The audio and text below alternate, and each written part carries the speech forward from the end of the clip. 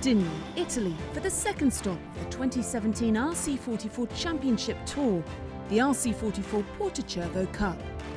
Thanks to its reputation for excellent sailing conditions and hospitality of the yacht club Costa Smeralda, Porto Cervo annually attracts the Mediterranean's most prestigious regattas.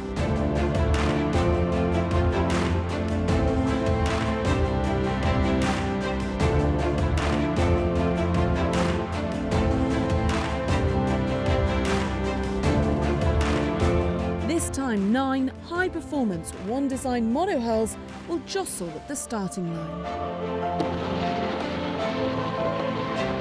I think competition is tougher and tougher each year, so we have to do our best to be able to perform and to be able to show what we can do.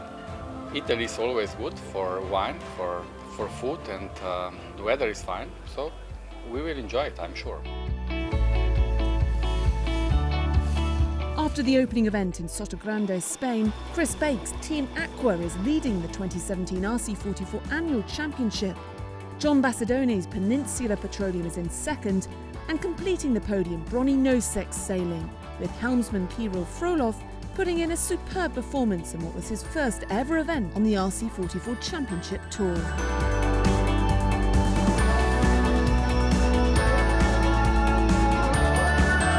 Sotogrande for me was very challenging, it's very shifty, and I've actually never really sailed that well in Sotogrande, so you know, we were really pleased with the result we had there. Coming here, it's Porto Cervo, and you're up for some great conditions. Forecast this week's looking strong winds for part of the week, and so like anywhere, we're up against it, and we've just got to sail our best and hopefully fewer mistakes than the other guys. After they missed the first event of the season in Sotogrande, Artemis Racing Youth rejoined the RC44 fleet. Around half of the crew are Swedish youth sailors, many of whom flew in directly from Bermuda following the conclusion of the 35th America's Cup. Helmed by its regular skipper Gustav Lidvall, with Swedish multiple Olympic medalist Freddie Loof by his side calling the tactics, Artemis Racing Youth is a team to watch.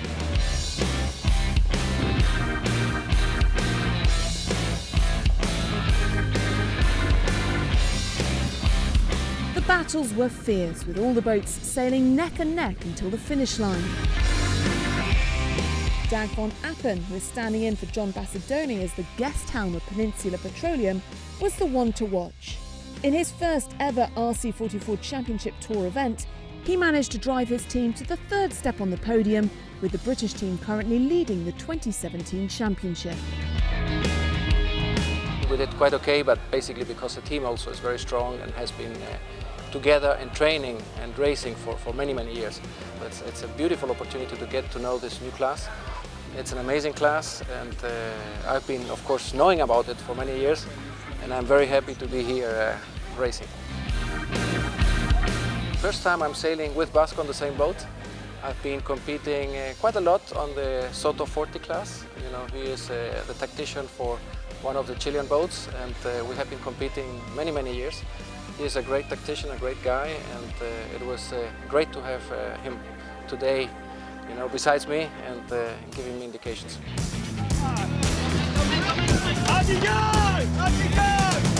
Helming an RC44 yacht in such a demanding environment takes skills, but the skippers are not alone in their difficult task. Having experienced tacticians on their side is a big advantage and a crucial first step in the world of high-performance sailing. 2016 world champion Slovenian Igor La had no previous sailing experience before he first got on his RC44 yacht. You know, it was the first time I was sailing with Jimmy Spithill. He was my first tactician, and you know, I was the first time even sailing, and it was 20 knots of wind, and going downwind I approached 2 times, so I learned that it's a little bit not just fun, but it's also a little bit dangerous. But I learned my lesson. So on Team Sharif, I'm the tactician on the boat. My role is in some ways to coach the helmsman of the boat, the skipper, to make sure he sails the boat as best we can, and then I'm also trying to put the boat in the best position to utilise the breeze, keeping our position in the fleet, making sure we get off the start line. So in the RC44, you're sort of coaching, the tactician is also a coaching role to the owner. So quite a lot to do, but it's good because the more you can coach, the more you can communicate with the owner, then the more he can do what you hopefully want to happen, so it all sort of takes shape.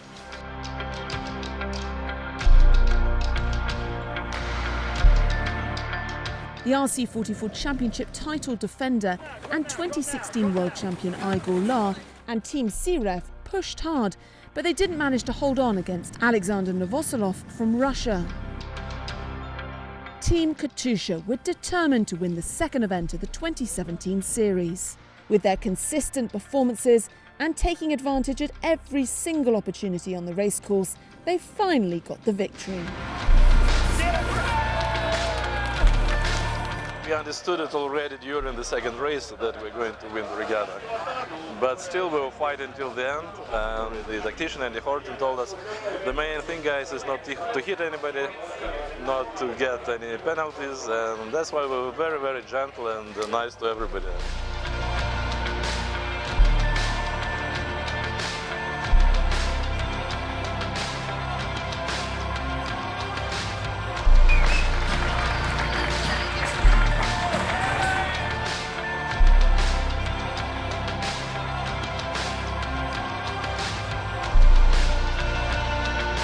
The teams had some time to recover and get prepared before then flying to Marstrand in Sweden for the RC44 World Championship.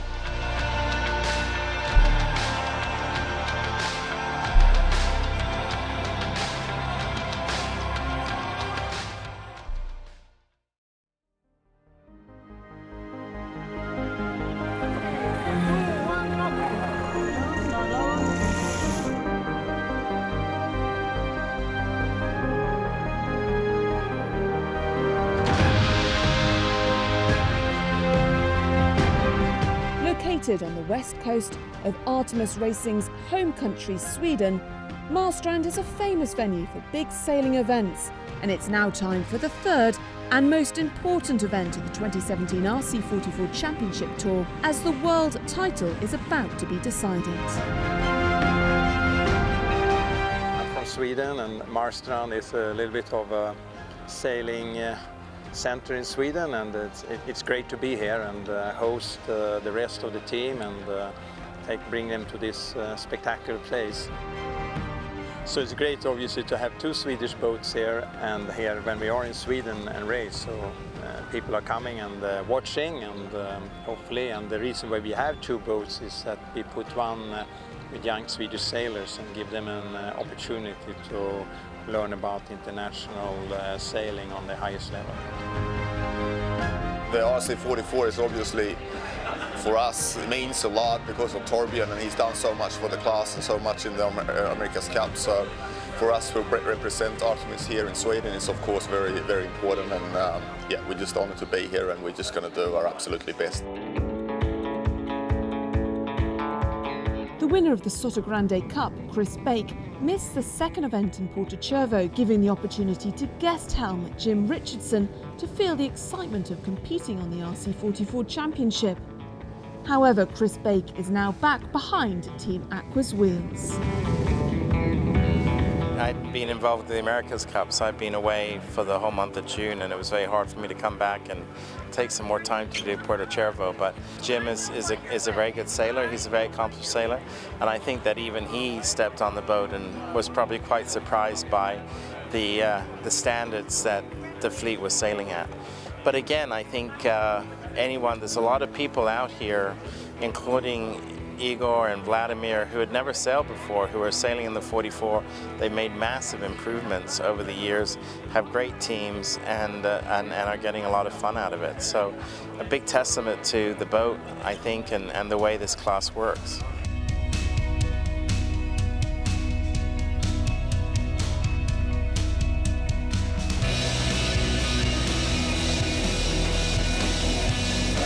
Simon Bacedone also missed Porto-Cervo Cup. His team, though, led by guest hound Dag van Appen, managed to climb to the top of the tour's leaderboard, followed by the Russians Katusha and Bonnie Nosek sailing. Just 2 points, however, divide those top 3 teams.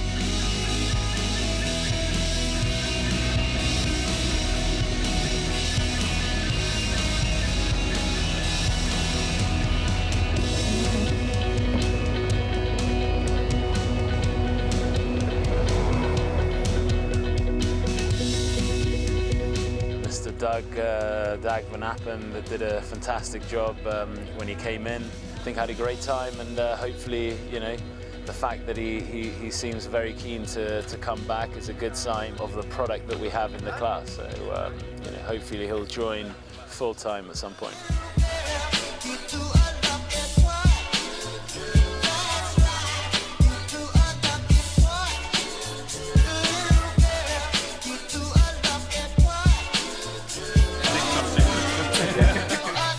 Before the first day of racing, the teams enjoyed meeting their friends and networking.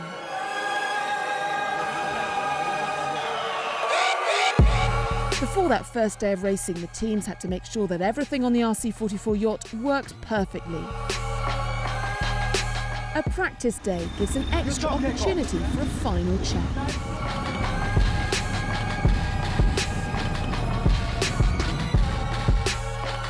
I'm Nils Akervall, and I'm the boat captain of the youth boat. For us, it's all about trust. A lot of pieces have to work together to make the whole boat work. The details make the whole picture. Everyone just helps everyone, and in the end, it just seems to work out.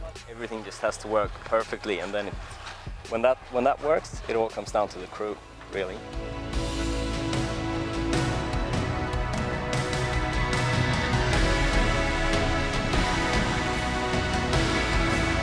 After 2 days and 6 close races on Marstrand's waters, Russian Vladimir Prosikin and his team Nika were controlling the fleet, whilst Igor La from Slovenia and Team Siref were following in second place. Bonnie Nosek's and Porto-Cervo's winner, Team Katusha, were following in third and fourth respectively.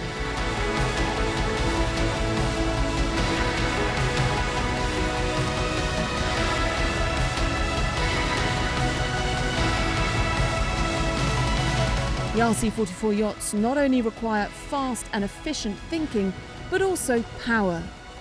Grinders provide the team the requested energy for constantly trimming the sails.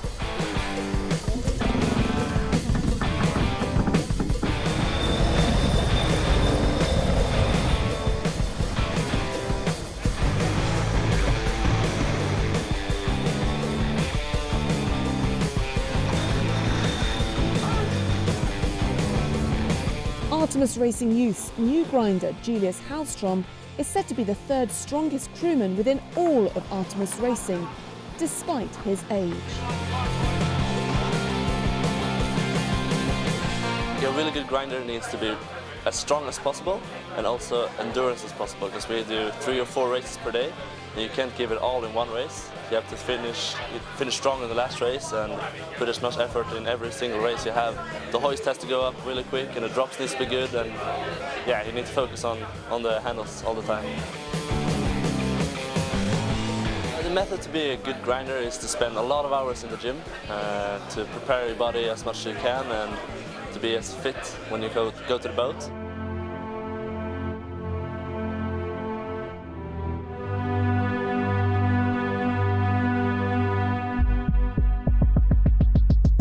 Simon Mina is the powerhouse on Team Siref, and he's quite unique.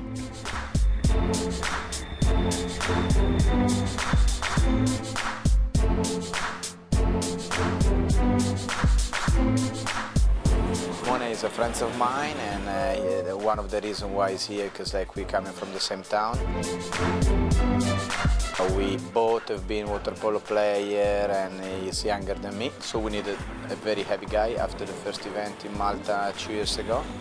I asked Adrian what he thought.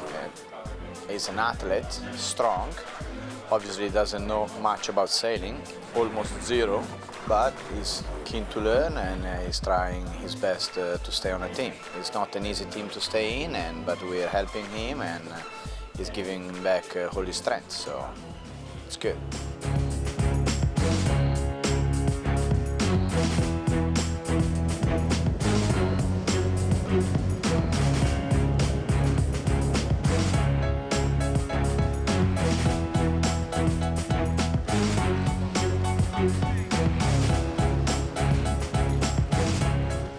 Not the only thing that can make sure that you get to that finish line first.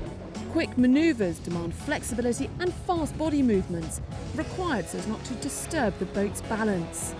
The Baumann is the most intense position in the RC44 yacht.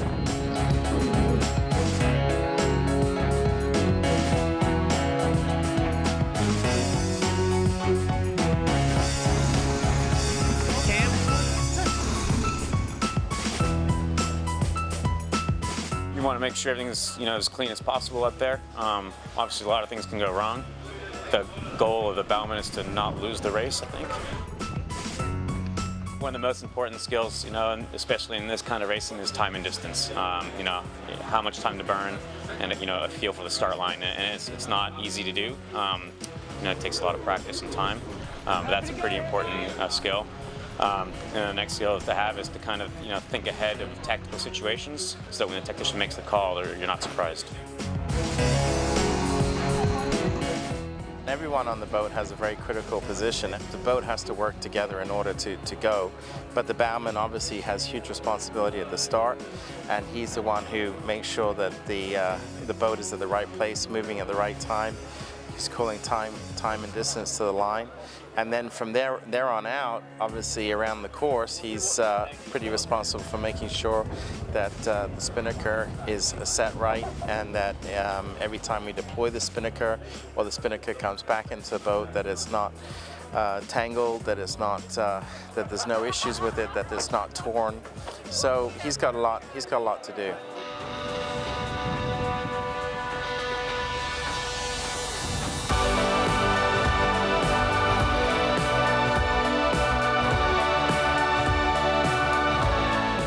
Day of the 2017 RC44 World Championship was packed with action, and Team Nika was again the one to watch. Vladimir Prasikin extended their lead as the battle for the rest of the podium places was well underway. Team Sirev from Bonnie Nosets finished the day tied in points in second and third overall.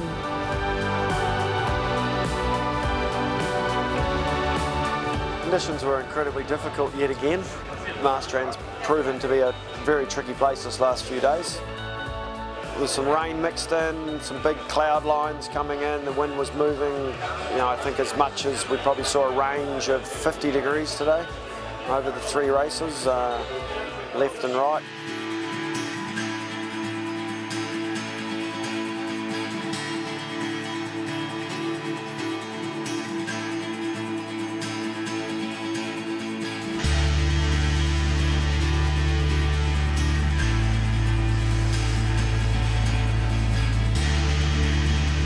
Big waves and 15 knots of wind set the scene for the final day of racing in Marstrand. Taking a wrong decision could see any chance for a podium finish disappear. But fair racing demands a fair racecourse, and in the RC44 Championship Tour, that's Peter Luigi Reggio's role. Basically, the role is to give the sailors as fair a racecourse as possible. As square to the breeze as you can possibly make it, a square starting line, have the mark as close to dead upwind as you can, and have the downwind marks as close to dead downwind as you can. Oftentimes those are two different things, so we have to be ready to change the marks and put them in different places in the water and signal the sailors where the buoys will be. There's a system of rules in play that allow us to do that, and there's a proper way of doing it by the rules so that the sailors know exactly what we're doing. With the placings from 2nd to 8th having just a difference of 11 points before the final race, it was wide open and the battle for the podium would be fierce.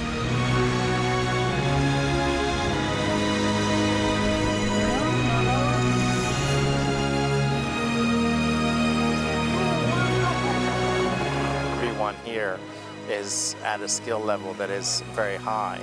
If you look at boat setups, if you look at the way the boats are being sailed, we're all sailing the boats in a very similar way.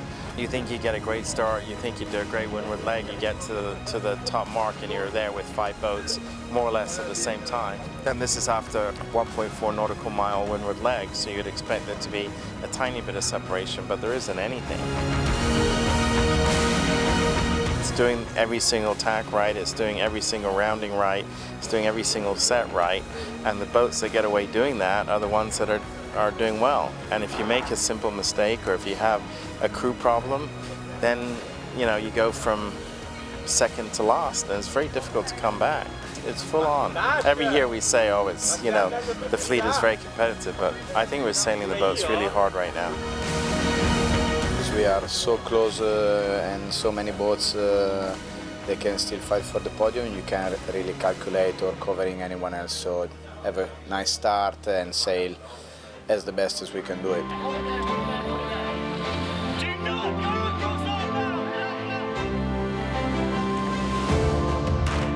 Team Siref had the best performance of the day and finally got that second place, followed by Brony Noseks and Vladimir Lubomirov in his first event of the year. He did what it took to stay on the podium and claimed third place.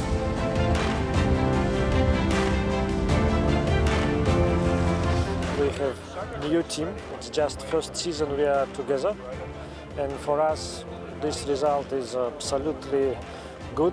We are really happy. It was not easy. It was big fighting, and in the end the best team won, but we are third, what is not bad. We are happy.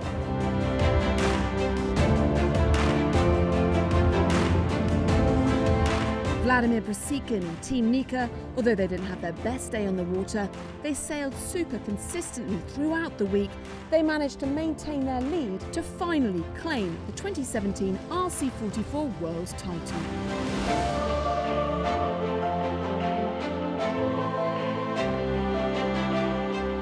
We looked like very consistent and very strong from the first day until the last.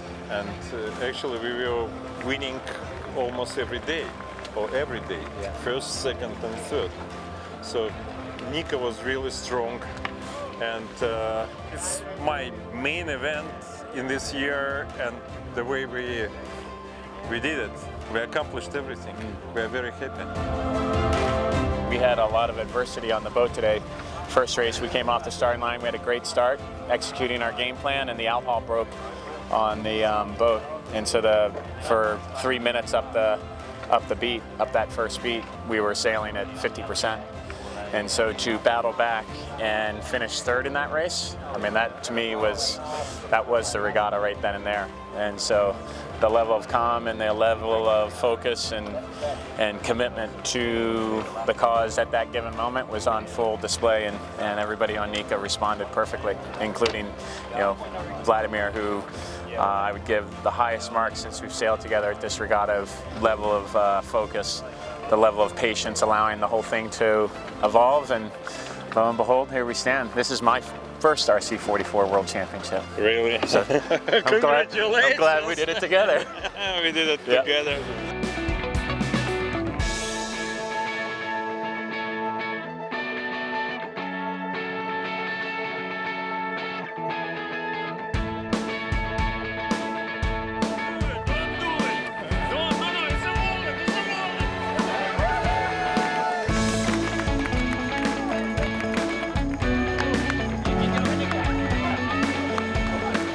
Next year we will try to get it back.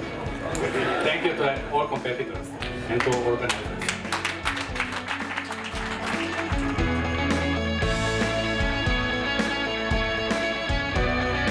Well, that's a wrap. The 2017 World Championship included everything. Good, but also sometimes tough moments, a friendly environment, and lots of action in close battles.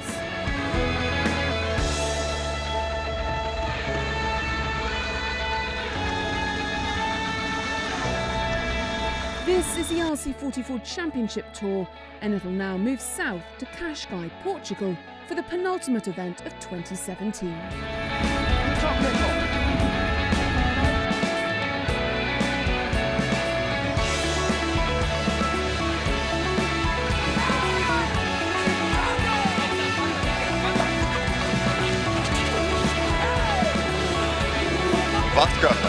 afraid of us.